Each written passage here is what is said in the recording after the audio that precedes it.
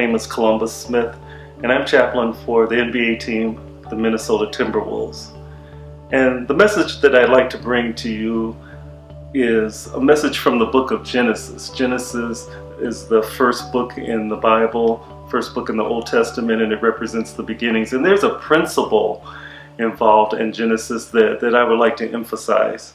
In Genesis, the first chapter, verses 11 and 12, and this is the NIV version, it says, "Then God said, let the land produce vegetation, seed-bearing plants, and trees on the land that bear fruit with seed in it, according to their various kinds. And it was so. The land produced vegetation, plants bearing seed according to their kinds, and trees bearing fruit with seed in it, according to their kind.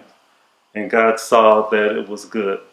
This principle that I'd like to emphasize is the principle of a seed producing after its kind.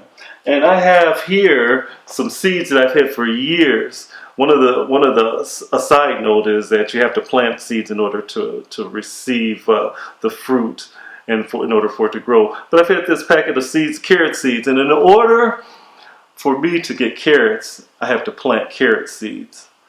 And so the seed that we plant is the one that it will produce. It's seed bearing, it's seed producing after its kind.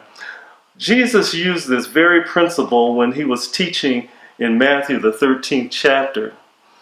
The emphasis that he brought out, though, is that our words are seeds. And so he gave a parable in his teaching to the disciples and to those that were listening, that a sower or a farmer went out and sowed or planted seed.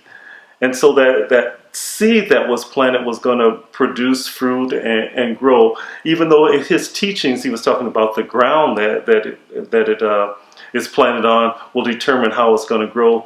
The emphasis that he made near the end is in the 23rd verse of the 13th chapter of Matthew. And he said, "But the one who received the seed that fell on good soil is the man who hears the word and understands it. He produces a crop yielding 100, 60, or 30 times what was sown."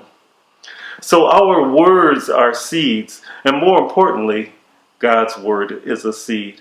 So if we allow our heart to be good ground and allow God's word to enter in our heart, that seed is going to produce after its kind, and by it doing that, God's will and God's word will grow and produce fruit, and our lives will be fruitful according to God's word. God bless you.